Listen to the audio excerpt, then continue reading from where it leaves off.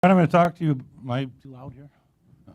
I'm going to talk to you about is how technology has changed the way we view creativity. The word has undergone a number of different changes. So, like we're really obsessed with creativity. If you walk into any bookstore, you're going to see a whack of books on how to be more creative, unleashing the forces within us, the creative habit, and so on. Some of them are almost downright silly. Creative divorce, creative dying. There's probably one on creative hair loss, for all I know.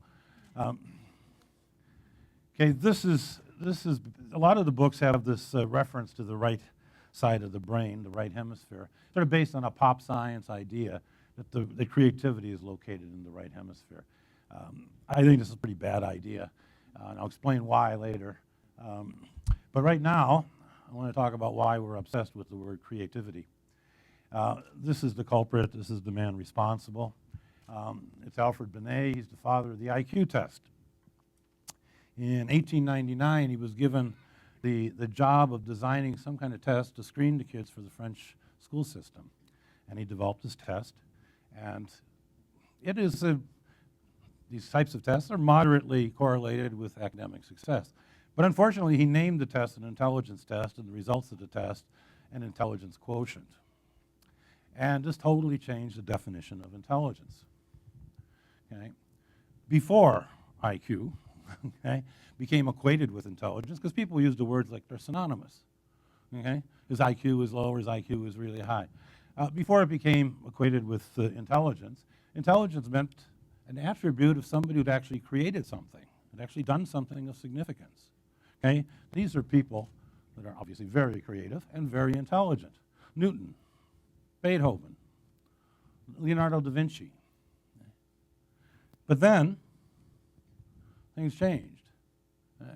IQ. IQ is supposed to be an aptitude test. Of course, it involves some measure of achievement.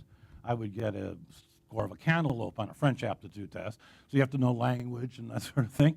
Okay? But the idea that it's an aptitude, okay, rather than representing accomplishment, is a scary thought. Not only that, it's viewed as an attribute that's something like height. It's something that's set by the time you're an adult. You go to your guidance counselor, you're 5'8", you want to be a basketball player, you're advised against it, because it probably isn't very practical. You're tested for your IQ, it's 125. You want to be a theoretical physicist. Well, that requires some smarts. 125 is above average, but about 20% of the population have an IQ above 125. People do these after the fact estimates of IQs. Einstein had an IQ of 200, they say. Einstein was never tested. Okay? His IQ might have been 90 for all we know. That IQ of 125 is the IQ of the Nobel laureate in physics, who some people consider the equivalent to Einstein, Richard Feynman. He was tested. He didn't listen to his guidance counselor. Okay, if you've ever taken a test, an IQ test, and you know this, something's missing. Okay? It doesn't measure any creative accomplishment. Okay? It doesn't measure imagination. Okay? So we need a word for that. Okay? And that's where the word creativity develops such incredible importance. Okay? In the old days, this might have been a definition of intelligence. Okay? But now we have this very narrow definition, so we need the word creativity. Now, if you're going to look at the meaning of creativity, I ask my students in Psych of Art what creativity means to each one of them. Get very diverse answers. But I would go back to, well, let me, a second. Okay, this is where the brains get split, okay? You got your left hemisphere, that's your logical plotting side, and the right hemisphere is where creativity supposedly lives. Okay, I'll return to that. I think a reasonable definition is to look at the root word. The root word is creation. So creativity is an attribute of somebody who's managed to create something. And to try to define it and look at how science and technology in particular have changed the way we look at it, I'm going to go through the three stages involved in creating something. First, you have to generate your ideas. You have to come up with an idea. Okay? But that's inadequate. Okay? You have to bring it into the real world. You have to move it from your head. You have to implement it.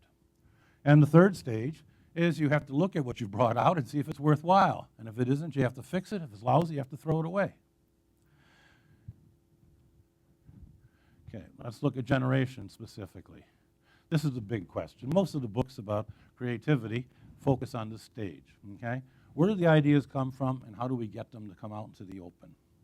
In the old days, we weren't responsible. The ancient Greeks believed in the muses, the Romans in little personal spirits called geniuses. Many religious people throughout the Middle Ages certainly believed in inspiration coming from God. But then, sometime after the Middle Ages, especially in the Romantic period, we decided to take credit for our ideas. Okay? And we've been doing so ever since. And these stages were immediately noted as how we come to our ideas. Okay? First, we have to prepare. You're not going to write a great novel unless you've read some great novels. You're not going to write you're not going to paint new things unless you've seen what other people have painted before. You're not going to come up with a new theory of gravity if you don't know Newton's. Einstein knew Newton's theory very well. Yeah. Once you've immersed yourself in it, what people notice is the strange thing. You don't get the solution. You don't come up with the good ideas while you're really immersed in it. You do have to be immersed in it, but it's afterwards. You go and take a holiday. And the idea here is that there's a little man inside your head, this is just a metaphor, of course, a little homunculus, that's working on your problem and generating ideas for you, but unconsciously. And then bingo, Eureka. Okay. Then the ideas come forth while you're on holiday, while you're sitting in the bath. You all know the story, of course, of Archimedes, or the classic example. He was supposed to figure out whether the emperor's crown was really made of gold. And he had the insight while he's sitting in the bath, and according to the story, he ran naked through the streets crying, Eureka, Eureka. Well, most of us have had the experience of finally getting a solution to something, not when we're working on it, after we've worked on it, but while we're doing something else. Now, as to technology. You've all heard about the million monkeys or billion monkeys and a billion typewriters or billion word processors writing the complete works of Shakespeare. And some brilliant works that he never got around to writing. Well, I'm not sure we need the monkeys. Okay? All we need is the computers. I got interested in computers very early with a PET, in fact, which is the precursor of the Commodore 64. I got interested in computers because the programs that were called, they wrote sentences, okay? They were called doggerel generators. And this fascinated me, so I got my Commodore 64, and I learned how to program, and I programmed the program which I called Ghostwriter. And the idea behind it was going to write lines of poetry. This isn't really that hard to do. A sentence structure, you indicate which part of speech thing is. You enter a whole bunch of different sentence structures. You have a database with a bunch of different parts of speech properly labeled. It randomly picks your sentence structure, and it randomly picks the appropriate part of speech, one of the words, puts them all together, and there you go. You got a sentence. Grammatically correct, better than my students do. Okay. So I wanted to call it Ghostwriter. My wife suggested Creative Writer. Anyway, I set it to work. Here are two lines which I think are both brilliant poetry. A wilted rose is laid upon my youth one wintry day. And here's another one. And white as milk he sped into the drinking dark. I think those were both really resonant. One of them was written by Dylan Thomas, the great poet. The other one was written by Ghostwriter. I want a show of hands.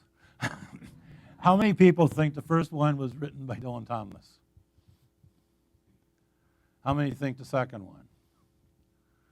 Well, I think it's sort of past the Turing test. That's going to be a 50-50 decision.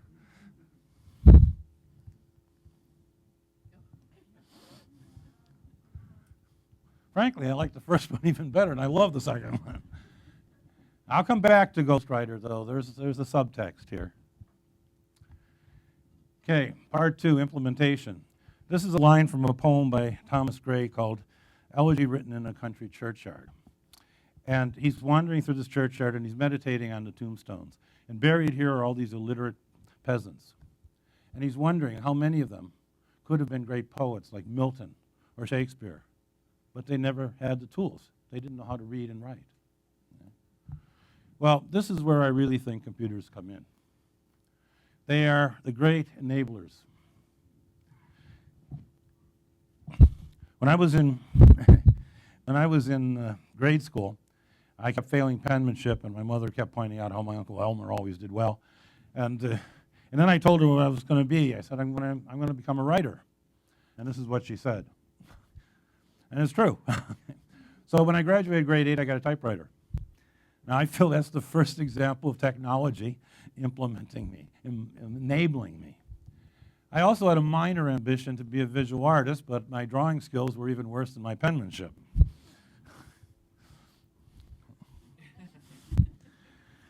When I was in university, I was a subject in some study, and they gave me something called the Draw a Person test, DAP. And what you have to do is draw a person, and they draw some conclusions about your personality. Okay, I remember that this is one of the things I probably created. This is pretty well what I did. And then they suggested I draw a woman, and I just modified it.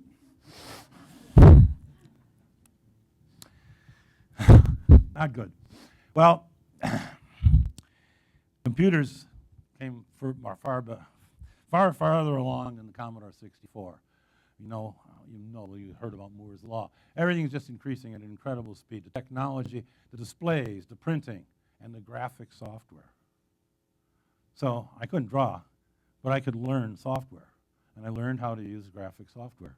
And I have a small reputation as an artist. I was doing it, if I were to do a portrait of a friend of mine, before computers, BC I call it, okay? It's kind of faint, but you can see it's not exactly great. And this is one I actually did. Same thing with landscapes. It's so faint it looks like you didn't draw anything, but it's pretty bad. And that's one I actually did. Okay. And this is done by a total klutz. We could go on forever talking about the way we've been enabled by computer technology in general. Here's just a list of some obvious ones. The very first one listed under visual art photography changed the world. Okay? Visual artists had to redefine themselves after photography was invented in the middle of the 19th century. The whole modern art movement followed from that.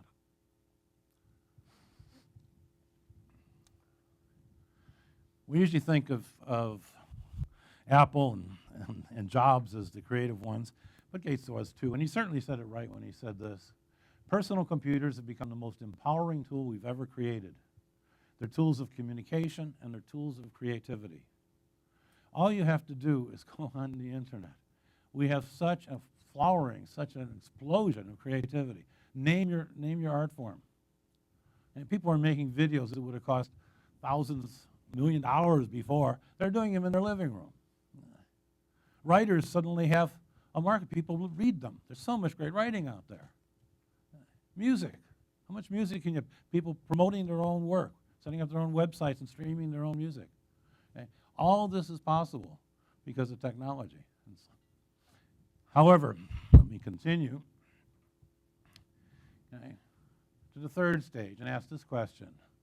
Okay, if computers can actually generate ideas, even write poetry, and if computers can enable us to bring those ideas from our head out into the real world, okay, where do we fit in this scenario?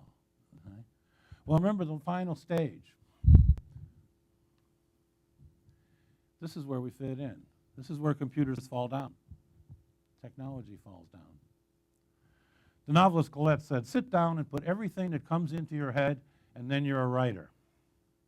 But an author is one who can judge his own stuff's work without pity and destroy most of it. Ghostwriter's no author. Okay. Ghostwriter isn't really creative. Okay. Those lines, obviously, it was rigged. Okay. I ran Ghostwriter, actually I ran a different version of it, but I had a whole thousands of lines, and I went through and picked the good one. There was one good one among all that debris. Okay. The computer couldn't have picked the good one. Only the human being can do that. Okay. We have the one thing that computers don't have and can't help us with very much, it seems, and that's judgment. Nietzsche said it really well, I think. Artists have a vested interest in our believing in the flash of revelation, the so-called inspiration shining down from the heavens as a ray of grace. In reality, the imagination of the good artist or thinker produces continuously good, mediocre or bad things, but is judgment trained and sharpened to a fine point, rejects, selects, connects. All great artists and thinkers are great workers, indefatigable not only in inventing, but also in rejecting, sifting, transforming, ordering. And like I say, why call yourself creative unless you actually create something of value, something new and of value? And in this final stage of doing so, we're on our own. And this brings me back to the split brain. I think it's time we reconnected it. More than 50 years ago, C.P. Snow coined the phrase in his Reed lecture, the two cultures, referring to the split between science and art, this artificial schism. Well, technology has largely healed that. Okay? It doesn't exist to the extent it did when he wrote the two cultures. Okay? But we're making another schism here. Okay? We're separating creativity from reason. Okay? Creativity, creating something requires imagination, yes, but it also requires criticism, it requires reason. We've got to bring the brain back together again. I'll conclude with one final quotation from Oscar Wilde. The imagination imitates, it is the critical spirit that creates. Thank you.